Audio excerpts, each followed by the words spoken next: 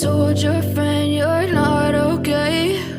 And tell me what's wrong and why you never said you felt that way.